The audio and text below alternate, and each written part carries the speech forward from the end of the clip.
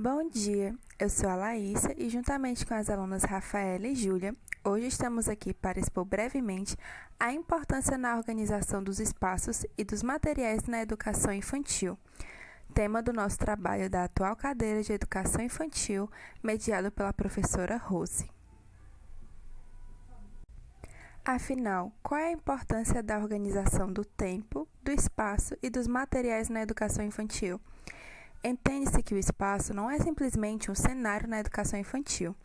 Na verdade, ele revela concepções que se traduzem no modo como se organizam os móveis, os brinquedos, os livros e os materiais com os quais os pequenos interagem. Sua construção, portanto, nunca será neutra e limitada, pois envolve um mundo de relações que se explicitam e se entrelaçam. Alguns importantes teóricos para a compreensão que hoje temos da pedagogia já ressaltaram sobre a importância na organização dos espaços e dos materiais. Teóricos como Froebel, Montessori, Vygotsky e Piaget compreendem que a organização do espaço é um importante elemento do currículo para a educação infantil. Um espaço pensado para as crianças pequenas deveria contemplar o atendimento de suas necessidades e características, com certeza muito diferentes das necessidades de crianças maiores e dos adultos. Entre as muitas questões por eles abordadas, incluem-se os materiais apropriados a cada faixa etária, o mobiliário específico e, principalmente, os lugares para brincar e estar em contato com a natureza, com foco na construção da autonomia infantil. Se, assim como eles compreendemos, a implicação pedagógica recorrente é a de que a organização do espaço tem contribuição significativa para as aprendizagens realizadas pelas crianças no âmbito da sala de aula. Bom, é sempre importante saber que quando nós nos propomos a refletir sobre o modo de organização dos espaços na educação infantil, nós precisamos entender sobre que espaço é esse que nós estamos falando. Especialmente, qual é a diferença e se existe diferença entre espaço e ambiente. Porque, apesar desses termos estarem intimamente ligados, é sempre importante que a gente venha saber que o que se entende por espaço e o que se entende por ambiente são coisas diferentes.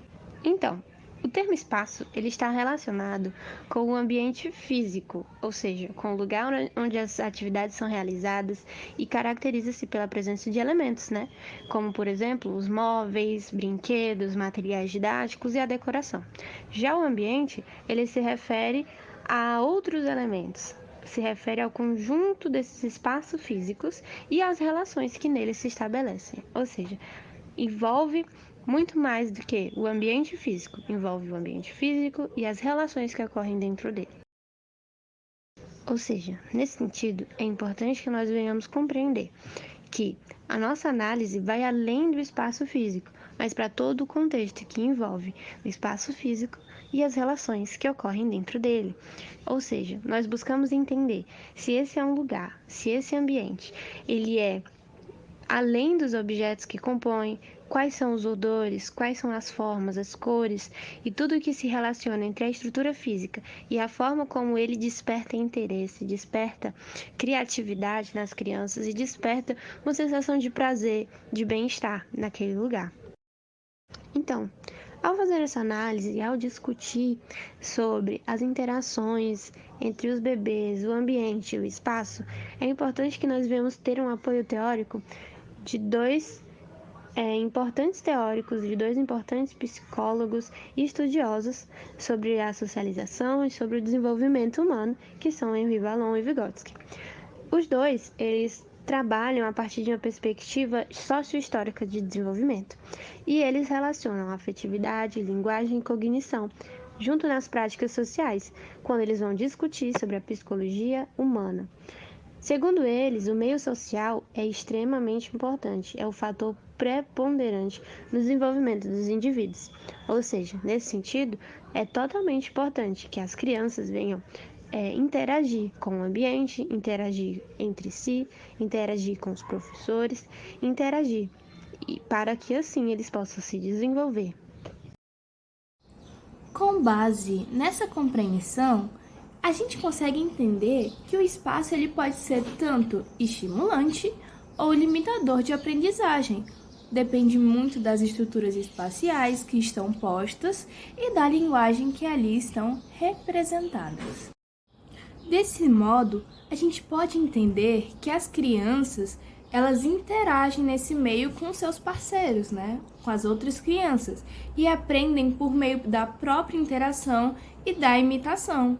Ou seja, a forma como organizamos os espaços será decisiva, pois ela permite que a criança tire o foco do adulto e foque na própria criança. Então, assim, a gente entende que a ação pedagógica descentraliza da figura do adulto e passa a ser compartilhada pelo desafio imposto pelo modo como disponibilizamos os móveis e o objeto naquele espaço. Assim, a harmonia das cores, das luzes, do equilíbrio entre móveis e objetos, assim como a decoração da sala, influenciará a sensibilidade estética das crianças, ao mesmo tempo em que permitirá que elas se apropriem dos objetos da cultura na qual estão inseridas. Já para as crianças maiores, outros móveis, objetos e acessórios tornam-se indispensáveis para povoar aquele espaço. Por fim, podemos compreender que o espaço para as crianças não será sempre o mesmo. Suas necessidades físicas, sociais e intelectuais, ao se modificarem, incidem em modificação também no meio a qual elas estão inseridas.